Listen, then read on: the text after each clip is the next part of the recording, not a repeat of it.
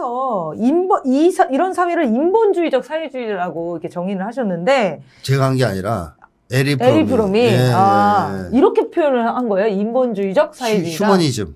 휴머니즘. 네, 휴머니스틱. 네. 소셜 뭐 이렇게 하는 거죠. 근데 그 내용이 재밌더라고요. 사회주의 하면 사람들은 실패한 체제다 이렇게 인식을 많이 하잖아요. 그래서 사회주의에 대해서 일단 잘 몰라요. 뭔지 잘 모르는데 어쨌든 망한 거 이렇게 생각을 하는데 우리가 기억하는 이 사회주의는 왜 실패했는지 그 얘기를 간략하게 정리해 주실 수 있어요?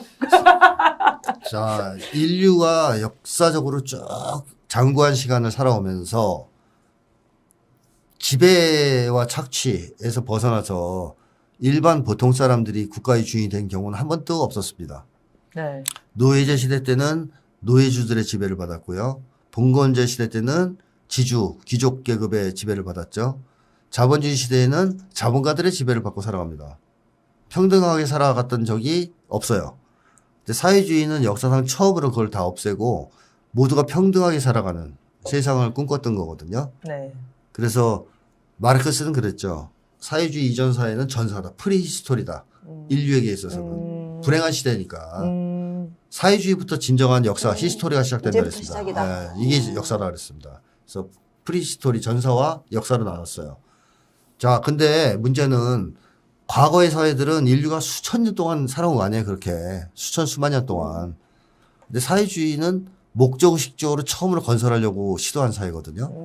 그 전까지 사회는 목적의식을 가지고 만든 사회는 하나도 없어요. 자연스럽게 흘러온 사회. 자연 발생적으로 생긴 거예요, 그냥. 자본주의를 만들겠다, 목적을 가지고 만든 게 아니라 봉건 체제가 무너지면서 자연히 자본주의가 나온 거고 자본주의가 막 또 살다 보니까 또 이렇게 흘러온 거고 이랬다면 사회주의는 아예 시작부터 이상사회에 대한 그림을 그려놓고 시도를 한 거죠.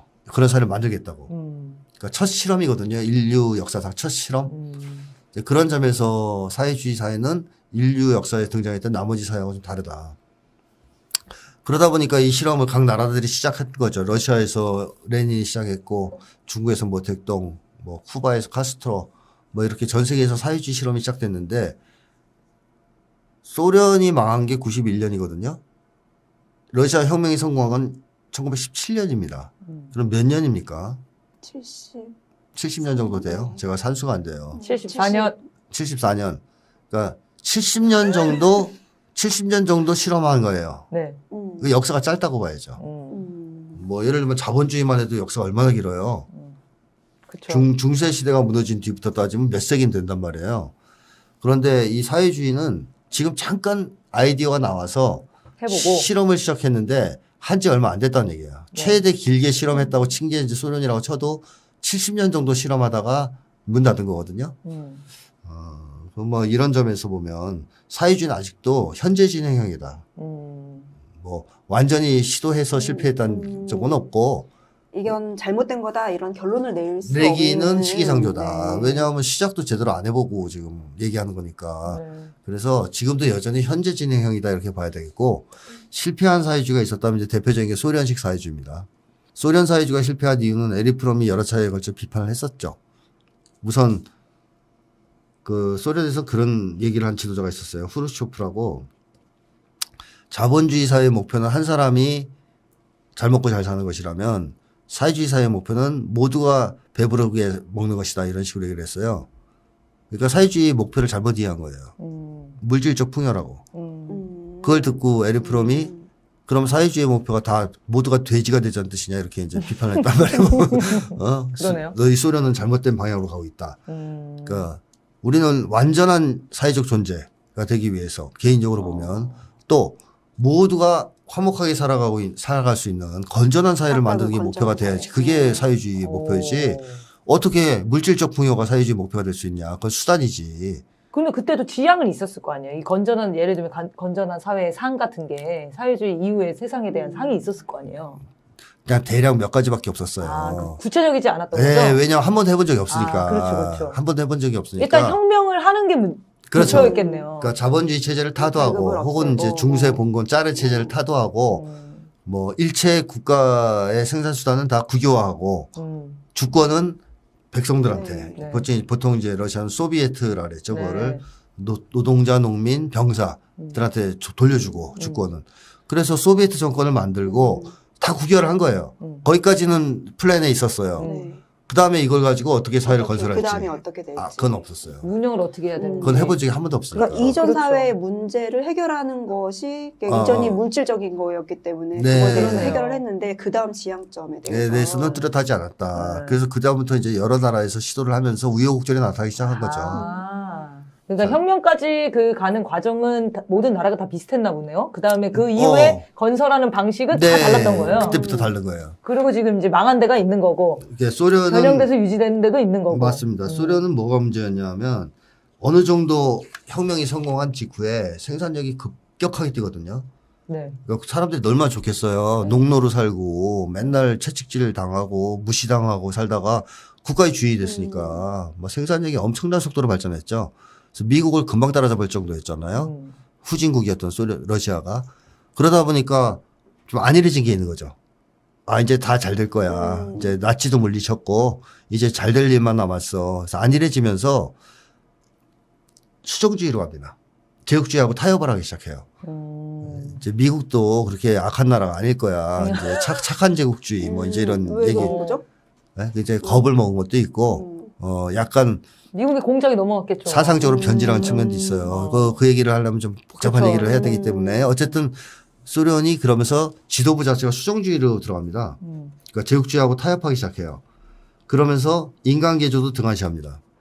사상개조나 인간개조를 굉장히 등한시해요.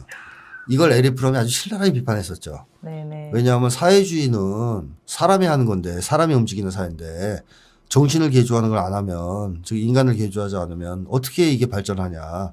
그랬더니 소련이 선택한 방법은 자본주의적 방법을 쓰면 되지. 돈을 많이 주는 물질적 식으로. 자극으로. 아. 그러니까 어떻게 돼요? 점점 사람들이 다시 자본주의화 되겠죠. 자본주의화되고 개인주의화되기 시작하고 아하. 거기에 서구 문화가 막 침투하고 관료주의는 심해지고 네. 당도 왜냐하면 그 당시에 소련 공산당이 사상 같은 걸 중요하게 생각을 안 했기 때문에 그러면서 소련이 이제 약간씩 흔들흔들 하다가 결국 무너진 거예요. 특히 하나의 중요한 조건은 오늘날의 그 1917년 이후의 사회주의 실험은 다 제국주의의 간섭과 방해를 받았다는 거죠. 아주 심한 정도로. 소련도 처음에 혁명을 성공했을 때 제국주의 국가들이 백군을 만들어서 내전을 만들어서 전쟁을 했잖아요. 그러니까 간섭을 했어요. 뒤엎으려고. 그런 식으로 그 나라가 사회주의 혁명을 하면 그래 너희도 그걸 선택했어? 그렇게 해봐. 이렇게 놔두지 않았어요. 네. 방해를 계속 방해를 하고 망하게 하고 전복시키려고 했죠. 근데 그걸 잘 못하면 예를 들면 칠레는 아엔데라는 사람이 합법적으로 선거를 통해서 사회주의자인데 대통령이 당선됐거든요.